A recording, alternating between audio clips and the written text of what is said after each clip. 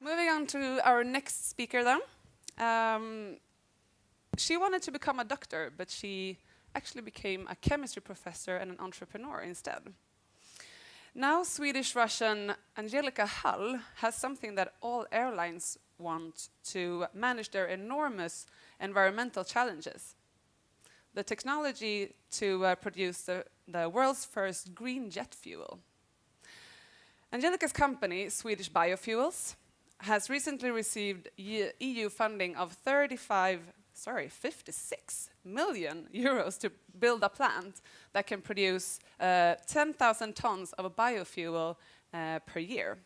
And it's not just the US military, Saab and Lufthansa that have recognized the potential in this company. Even Richard Branson has shown interest. So welcome up on stage, Angelica Hull.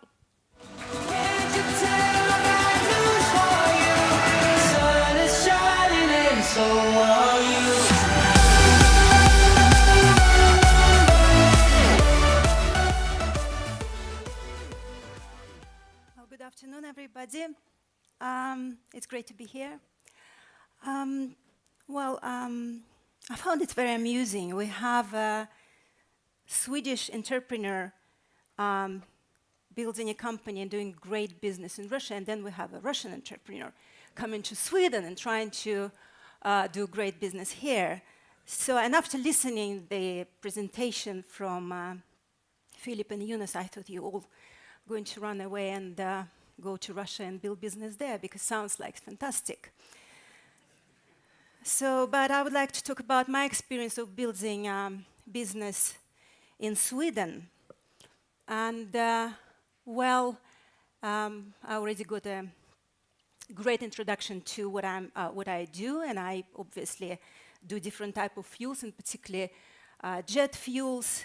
The most important of building a company is to have a good idea. So my idea comes actually from my difficult childhood, because I born in an academic family, and at the age of 10, I already knew the danger of climate change. So that's almost like a fairy tale to me going to bed. So my parents were sharing with me their opinion on the danger of using fossil fuel, burning carbon dioxide, and the climate change. Then I was worried about not only climate change, I was also worried very much about countries who don't have any energy, don't have any fossil oil, and those countries which their own existence even is dependent on the oil supply. And finally, the most important and serious problem, which is not a joke anymore, it's that the oil is a limited resource and we will run out of oil.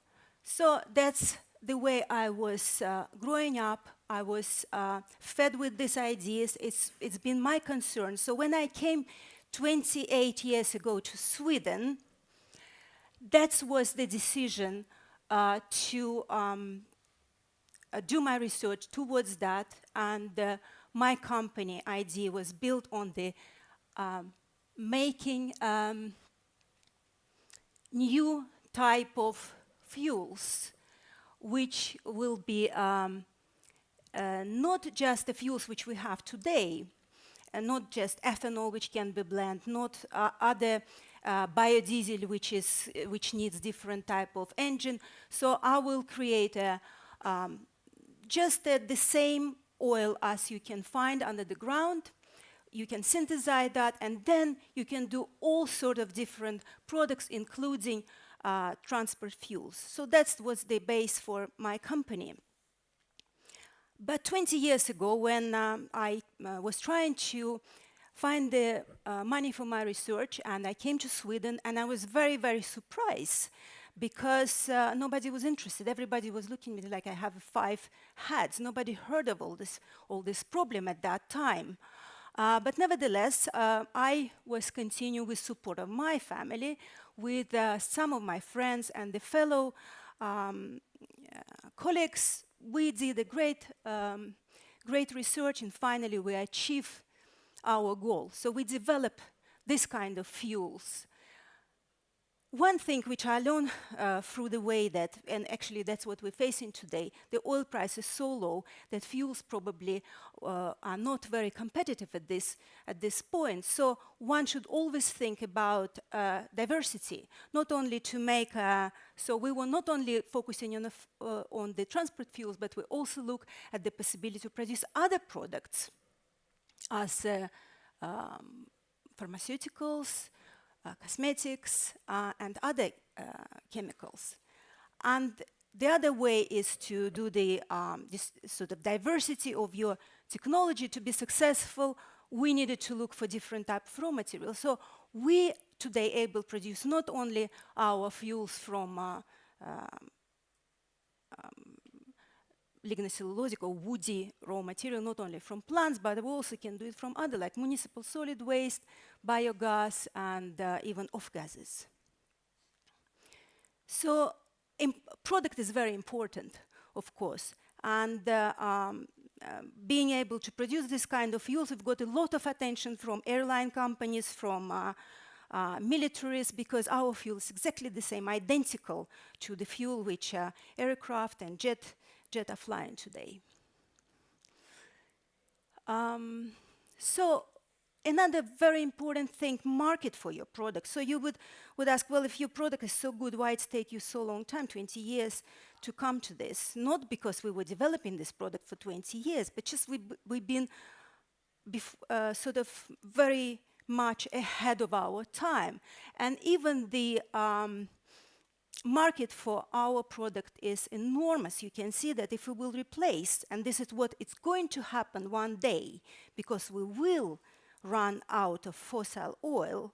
So this is the market for our product. So at approximately $1 trillion a year, so quite a huge market. Well, I'm not an natural entrepreneur, not as Eunice and Philip, because real entrepreneur actually can take its own idea or somebody else's idea and then make it into very fruitful business. So for me, it's completely different because I'm a scientist and I'm not an entrepreneur. And the biggest problem, well, entrepreneurs have is to find funding, as all you know very well. And so I didn't know really how to do that. And the best way I could turn it, I thought, well, I will meet great entrepreneurs and find out how they did that. So we see Sir Branson here and President Carter. So I couldn't find anything better that I decided to just go and meet them. So I had a chat and I learned quite a lot from both of them, different advices that I've got. So the one key learning is communication. You have to communicate. You can't sit just somewhere in a corner and think that you have a great product, great technology, and somebody will come to you and offer you money on the table. Of course, as we heard before, if somebody offering you money, you should grab it. But it has to come to this point. So you have to communicate. And being in Sweden, I learned very well that the greatest party, you come to the party and you know everybody. So for the entrepreneur, it's the best party when you come there and you don't know anyone, and everybody you know actually working for you at that moment. So that would be the best party for the entrepreneur. So communication is most important thing. So you have to go out, you have to talk about what you're doing, you have to explain people, and then you will be having many running to you because you have a great product and will be willing to invest into you. Another thing is very important, I got from Richard Branson actually. He said that, well, you have to have a look at your intellectual property rights and you have to see how you protect it. Well, we had a long story about a couple of years because British Petroleum, small oil company, as you know, they decided to attacked big companies, Swedish Biofuels. So they decided to close all our patent, make them invalid, because probably patent were too good. So we were sitting at the patent office, patent court in Munich, defending our patents for about 3 years. And we won this case. So we were very happy because our patents now are very, very strong, and we can go and we can produce and we can try to build our industries, and we didn't look what actually British Petroleum is doing. And then suddenly we found out, after the good advice from Sir Branson, we decided to have a look what actually British Petroleum is doing, and we found out that they are infringing our patent. So what we did, of course, we had to fight back.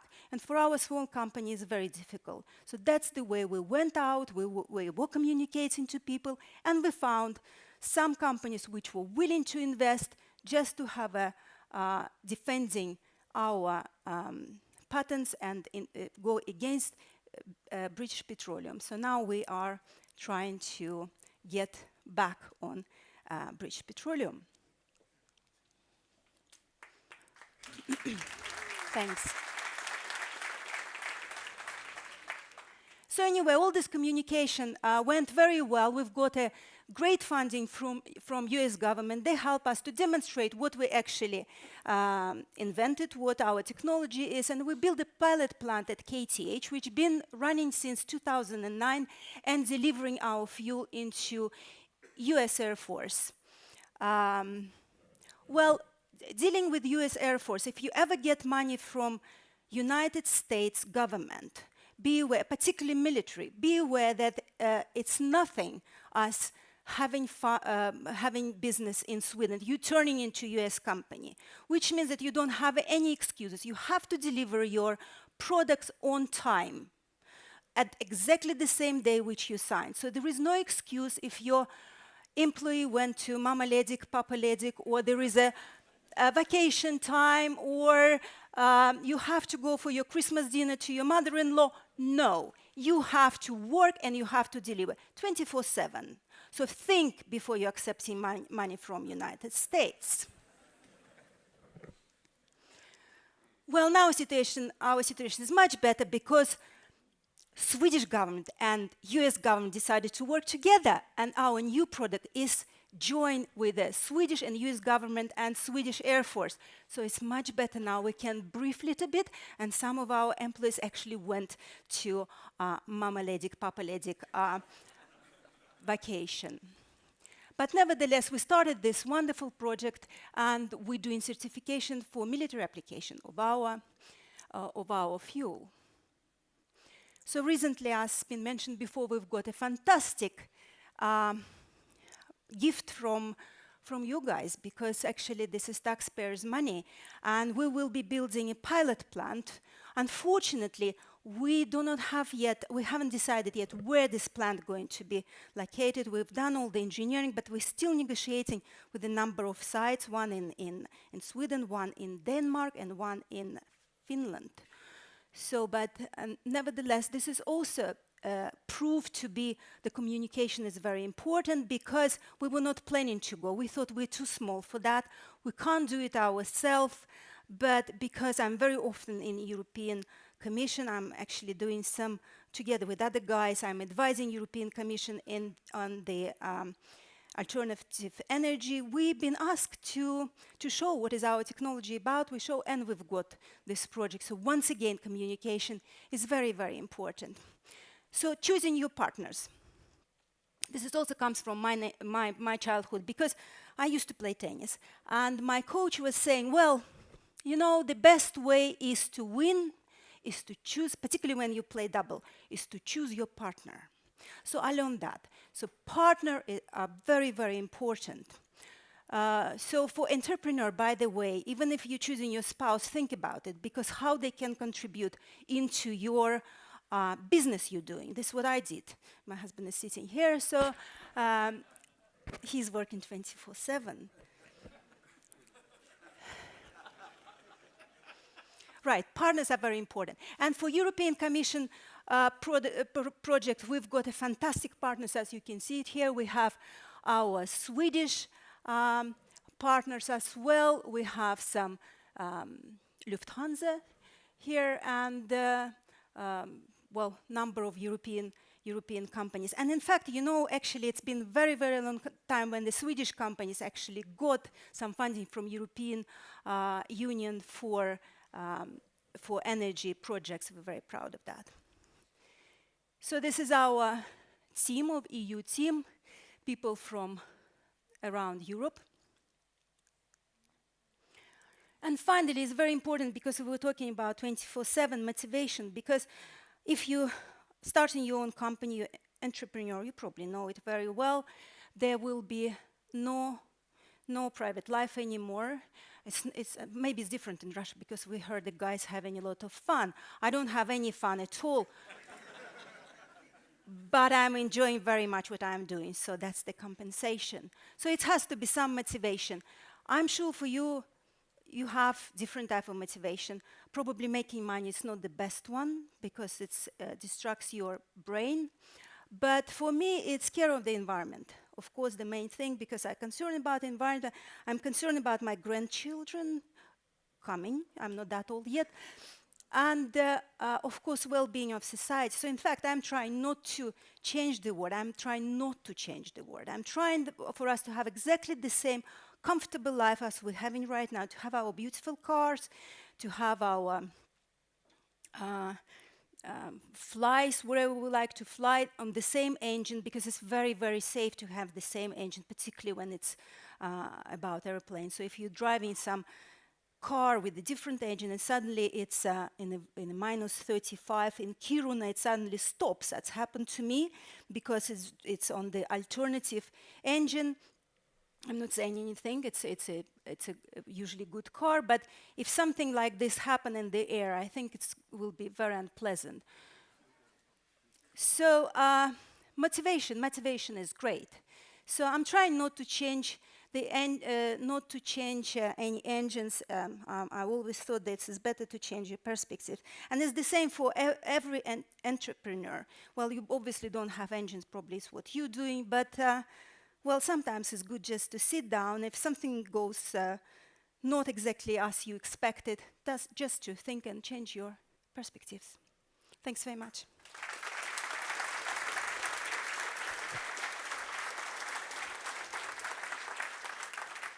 Thank you very much. Are there any questions for Angelica in the audience? Oh gosh, There's was a I that question over there. bad?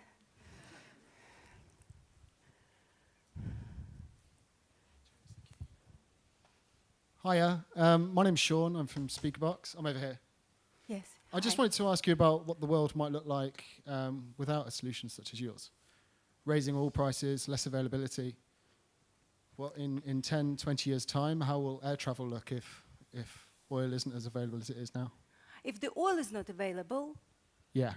well, we will stop flying in 10 years' time. If suddenly we will run out of oil, we will not be able to use airlines anymore. If it's in 10 years' time and we don't have any oil. So that's the situation. Well, it will not. Of course, it will not happen overnight, but it has to be some solution made, because we will run out of oil one day.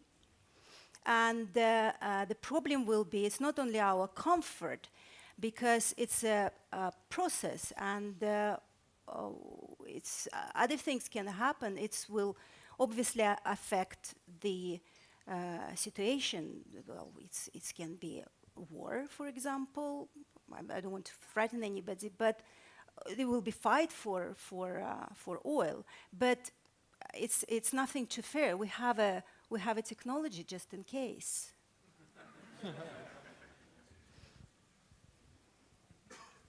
We have time for one more question, but very quickly. So how does that help ecology, actually, because we are flying on the same engines with the same fuel? Sorry, I can't see you. Where you are? I'm here. Yes. Yeah, so how does it help ecology, because we're still flying on the same engine with the same fuel?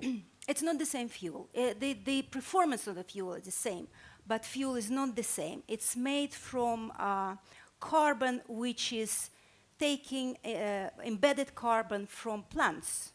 So embedded carbon from plants converted into fuel, and that fuel, when we burn it, it emits carbon dioxide and return the carbon in the form of carbon dioxide, which was already in the atmosphere.